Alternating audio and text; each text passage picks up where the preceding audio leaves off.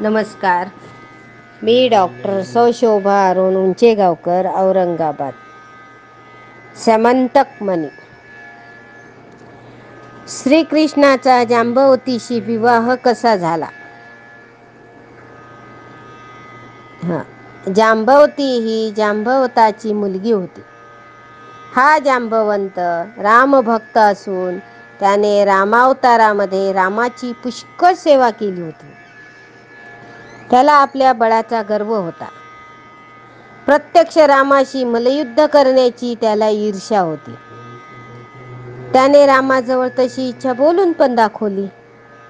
तेव्हा श्रीराम त्याला म्हणाले, पुढे मी श्रीकृष्ण म्हणून अवतार घेणार आहे, त्यावेळी तुझी ही इच्छा पूर्ण करेन. द्वापार युगाला आरंभ झाल्यावर जांबवंताला एक मुलगी झाली. त्या सर्वांग सुंदर मुलीचे नाव त्याने जांबवती असे ठरवले. ती अत्यंत सुंदर, सद्गुणी व सत्वशील होती. द्वारका नगरीमध्ये सत्रजित नावाचा एक धर्मशील यादव राहत होता. त्या सत्रजिताला 1 संवत्सर पर्यंत सूर्याची उपासना करून सूर्याला प्रसन्न करून घेतले होते. श्री सूर्यनारायण प्रसन्न झाल्यावर त्याने सत्रजिताला समंतक या नावाचा एक अत्यंत तेजस्वी मणी दिला. त्या मण्याचे वैशिष्ट्य असे होते की त्याचे जिथे अस्तित्व असेल तेथे वेळेवर पाऊस पडत असे. त्याचप्रमाणे रोगराईचे व हिंस्त्र श्वापदांचे भय राहत नसे. रोज त्या मण्यातून सुवर्ण निघत असे. ते 8 भार वजनाचे असे, म्हणजे 8000 तोळे सोने देत असे. सत्रजित त्या सोन्याचा उपयोग दानधर्माकडे करीत असे. थोड्याच दिवसात द्वारकेत व द्वारकेच्या आसमंत भागी सत्रजिताची दानशूरपणाची कीर्ती पसरली. त्या लांब लांबचे याचक त्याच्या घरी येऊन संतोषित होऊ लागले. सत्रजिताला एवढी संपत्ती कुठून मिळाली याचे लोकांना फार आश्चर्य वाटले. पुढे काही दिवसांनी सत्रजिताकडे समंतक मणी आहे व तो त्यास दररोज 8000 तोळे सोनं देतो असे लोकांना समजले. ती गोष्ट कृष्णाच्याही कानावर गेली. तेव्हा कृष्णाने त्या सत्रजिताला बोलावून सांगितले की, सत्रजिता, तुझ्याजवळ तो समंतक मणी आहे, तो येथील उग्रसेन राजाला दे. असे अद्वितीय रत्न ग्राम्यजनांजवळ ठेवू नये, कारण ते दिव्य रत्न त्याला सांभाळता येत नाही व त्यामुळे त्याचा नाश होऊन रत्न भलत्याच मनुष्याच्या हाती पडते. कस्तुरीसाठी मृगांचा व मोत्यांसाठी शिंपल्यातील किड्यांचा जसा नाश होतो, तसा या मण्यापासून तुझा नाश होईल. म्हणून हा मणी तू उग्रसेन राजाला दे. कृष्णाचे हे भाषण सत्रजिताला पसंत पडले नाही. सत्रजिताचा बंधू प्रसेन एके दिवशी आपल्या गळ्यात समंतक मणी बांधून रानात शिकारीसाठी गेला. तेथे संध्याकाळपर्यंत शिकार केल्यावर तो फारच श्रांत झाला व तेथे विश्रांती घेण्याच्या उद्देशाने निजला. रात्री काळोख पडल्यावरती त्या अरण्यात प्रसेनच्या गळ्यातील समंतक मण्याचा देदीप्यमान प्रकाश पडला. तो प्रकाश पाहून अरण्यातील एक सिंह तेथे आला व त्याने प्रसेनला ठार मारून तो मणी घेऊन निघून गेला. मणी तोंडात धरून तो जात असता त्याला जांबुवंत भेटला. त्याने त्या सिंहाला मारून तो मणी घेतला व आपल्या विवारात नेऊन आपल्या मुलीला खेळण्याकरिता तिच्या पाळण्यावर बांधून ठेवला. मण्याच्या योगाने त्या विवरात सूर्योदयाप्रमाणे प्रकाश पडला. इकडे द्वारका नगरीमध्ये अद्याप प्रसेन घरी का येत नाही म्हणून सत्रजित काळजीत पडला. प्रसेनचा शोध घेण्यासाठी त्याने आपल्या दूतांना पिटाळले. अरण्यात शोध करीत असता दूतांना प्रसेनच्या व त्याच्या घोड्याचे प्रेत आढळून आले. दूतांनी ही हकीकत सत्रजिताला कळविली. ती हकीकत ऐकून सत्रजित अत्यंत दुःखी झाला. श्रीकृष्ण आपल्याजवळ मणी मागत होता तो त्याला दिला नाही म्हणून त्यानेच तो अशा प्रकारे घेतला असावा, अशी त्याची समजूत झाली. प्रसेनचा वध व मण्याची चोरी श्रीकृष्णानेच केली असावी असा त्याचा समज झाला. मग पुढे ही हकीकत सर्वत्र पसरून कृष्णाच्याही कानावर गेली. लोक आपल्यावर वृथा आरोप करत आहेत, याबद्दल त्याला वाईट वाटले. हा लोकोपवाद घालविण्यासाठी आपण स्वतः मण्याचा शोध लावावा असे श्रीकृष्णाने ठरवले व आपल्याबरोबर काही लोक घेऊन ज्या अरण्यात प्रसेन गेला होता त्या अरण्यात तो गेला. बारीक नजरेने प्रसेनच्या वधाचा शोध करीत असता त्यास असे दिसून आले की प्रसेनचा नाश सिंहाने केला असावा. मग श्रीकृष्ण सिंहाच्या पावलांचा मार्ग काढीत अरण्यात गेला. पुढे तो सिंहही मेलेला दृष्टीस पडला व तेथे अस्वलाची पावले उठलेली दिसली. त्यावरून सिंहाचा नाश कोणी अस्वलाने केला आहे असे श्रीकृष्णाने ओळखले. मग श्रीकृष्ण आपल्या बरोबर लोकांसह त्या अस्वलाचा मार्ग काढीत त्याच्या विवराच्या द्वाराजवळ येऊन पोहोचला. त्या मोठ्या गुहेत एका स्त्रीने उच्चारलेली वाणी त्याला ऐकू आली. सिंहाने प्रसेनला मारले, त्या सिंहाला जांबवनाने मारले. हे सुकुमार बाळा, आता तू रडू नकोस, कारण हा समंतक मणी तुझा आहे. याप्रमाणे स्पष्ट झालेले ते शब्द ऐकून कृष्णाने बरोबर आलेल्या यादवांना गुहेबाहेर ठेवून गुहेत प्रवेश केला. आत जाऊन पाहतो तो पाळण्याला समंतक मणी बांधलेला असून त्याचा दिव्य प्रकाश त्या विवरात सर्वत्र पडला आहे. मणी पाहताच कृष्णाला आनंद झाला व आपण या लोकोपवादातून आता मुक्त होऊ असा त्याला भरोसा उत्पन्न झाला. जांबुवंत अस्वल तेथे जवळच श्रीरामचंद्राचे नामोच्चारण करीत निजला होता. त्याची श्रीरामभक्ती पाहून श्रीकृष्ण संतुष्ट झाला व हळूच पाळण्याजवळ येऊन मणी घेऊ लागला. ते पाहताच जांबवंताची स्त्री ओरडली. त्याबरोबर जांबवंत धावून आला.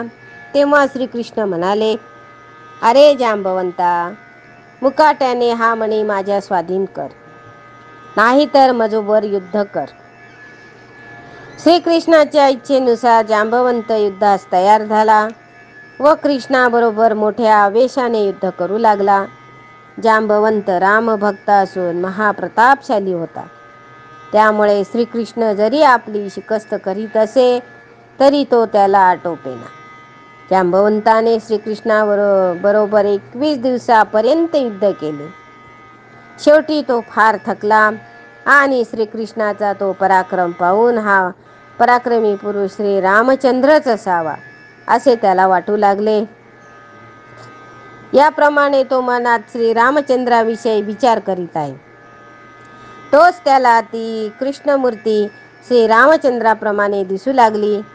ती रामाची रम्य मूर्ती पाहून जांबवंताला फार आनंद झाला व तो कृष्ण चरणावर मस्तक ठेवून म्हणाला, हे करुणानिधे, हे दाशरथे, मला पूर्वी वचन दिल्याप्रमाणे तू स्वतः माझी इच्छा पूर्ण केलीस व मला दर्शन दिलेस. तुझे हे प्रेम पाहून मला फार धन्य वाटले. हे श्रीकृष्णा, मी तुला न समजून युद्धात लाथा बुक्क्या मारल्या, त्याची मला क्षमा कर.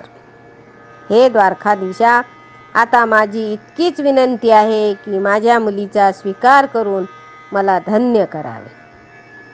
श्रीकृष्णाने जांबवताची विनंती मान्य केली व जांबवताने परमप्रीतीने आपली कन्या श्रीकृष्णास अर्पण केली. जांबवतीची सौंदर्यशीलता पाहून श्रीकृष्ण प्रसन्न झाला व त्याने तिचा मोठ्या आनंदाने स्वीकार केला. त्या दोघांचे गांधर्व रीतीने लग्न झाल्यावर जांबवताने श्रीकृष्णाला तो समंतक मणी आनंद दिला.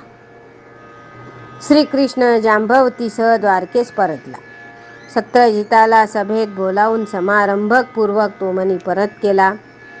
आपण आतताईपणाने कृष्णावर आळ घेतला याबद्दल सत्यजिताला पश्चाताप झाला. त्याची मुलगी सत्यभामा मोठी तेजस्विनी व सुंदर होती. ती प्रज्ञावंत होती. तिचे मन कृष्णावर होते. सत्यजिताने तिचा कृष्णाशी विवाह करून दिला. रुक्मिणी इतकीच तीही कृष्णाची आवडती होती. सत्यभामा युद्धशास्त्रही जाणत होती. सत्यजिताने तर समंतक मणीही कृष्णाला देऊ केला. तेव्हा कृष्ण म्हणाला, सत्यजित, तो मणी मला नको. हा मणी मी तुला दिलेला आहे. तेव्हा एकदा दिलेले वस्तू परत घेणे हा धर्म नव्हे. तो मणी तू आपणा जवळ ठेव. मजवर खोटा आळ आलाय याला कारण दैवी आहे. मी चतुर्थीच्या दिवशी चंद्र अदर्शनीय असून पाहिला होता. तेही पाण्यातील प्रतिबिंब. त्यामुळे असे झाले. म्हणजे चतुर्थीच्या दिवशी चंद्र बघू नये. सत्यजिताने चंद्राचे दर्शन चतुर्थीला का घेऊ नये ते विचारले. घेऊ नये असे विचारले तेव्हा श्रीकृष्णाने पूर्वीची कथा सांगितली. काय सांगितली कथा मग? एकदा सर्व देव शंकराच्या दर्शनासाठी कैलासावर आपापल्या वाहनावर बसून चाललेले असता पर्वताच्या चढणीवर गणेश उंदरावरून खाली घसरून पडला. तेव्हा चंद्र हसला. त्यावर गणेश क्रुद्ध झाला. त्याने चंद्राला शाप दिला, तुझे मुख जो कोणी पाहिल त्याच्यावर चोरीचा आळ येईल. चंद्राने घाबरून आपले तोंड कोणाकडं दिसू नये म्हणून लपविले. त्यामुळे देवता व तारांगण निस्तेज झाले. मग देवानी चंद्राला गणेशास नमस्कार करायला सांगून उशाप मागण्यास सुचविले. गणेशाने असा उशाप दिला, जो कोणी भाद्रपद शुद्ध चतुर्थीला म्हणजे वरद चतुर्थी चंद्राचे मुख पाहिल त्यावरच चोरीचा आळ येईल. अन्य कोणत्याही वेळी हा शाप बाधणार नाही. मग तेव्हापासून चंद्राला हा शाप आहे. मग गोकुळात असताना वरद चतुर्थीस पाण्यात चंद्राचे प्रतिबिंब पाहिले होते. त्यामुळे माझ्यावर समंतक चोरल्याचा आळ आला. सत्यजित मणी तुम्हीच ठेवा. सत्यभामेसारखे स्त्रीरत्न मला दिलेत यात मला आनंद आहे. सत्यजिताने प्रथम सत्यभामा ही शतधन्वा नावाची यादवाला देण्याचे ठरविले होते. ती त्याने कृष्णाला दिली. त्यामुळे शतधन्वा मनातून संतप्त झाला होता. पण त्याने वरकरणी स्नेह ठेवला होता. तो सत्यजिताकडे नेहमी येत असे. मणी आपण पळवावा असे त्याच्या मनात आले. त्याने एका रात्री सत्यजिताकडे वस्तीला राहून त्याला झोपेतच ठार मारले व तो मणी घेऊन निघून गेला. त्यावेळी बलराम व श्रीकृष्ण हस्तिनापुरास गेले होते. पित्याचा असा भयंकर विश्वासघाताने मृत्यू झाला. तेव्हा सत्यभामेला फारच शोक झाला. देवकीने वसुदेवाने तिचे पुष्कळ सांत्वन केले, पण ती फारच दुःखग्रस्त झाली होती. वसुदेवाने रामकृष्णांना हस्तिनापुराहून परत बोलावून आणले. कृष्णाला जेव्हा हा दुःखद प्रकार कळला तेव्हा कृष्ण बलरामासह शतधन्वाचा शोध घेण्यास निघाला. हा शतधन्वाचा घोडा अत्यंत वेगवान असल्यामुळे तो कृष्णाला मुळीच आटोपेना. परंतु जनक राजाच्या मिथिला नगरीजवळ आल्यावर त्याचा घोडा थकला व तेथेच मरून पडला. तेव्हा शतधन्वा पायाने पळू लागला, पण श्रीकृष्णाने रथाखाली उतरून त्याला धरिले आणि मस्तकात गदा घालून त्याचा प्राण घेतला. पण श्रीकृष्णा समंतक मणी मिळाला नाही. रथात बसल्यावर बलरामाने कृष्णाजवळ मणी मागितला. तेव्हा कृष्णाने मणी मिळाला नाही असे सांगितले.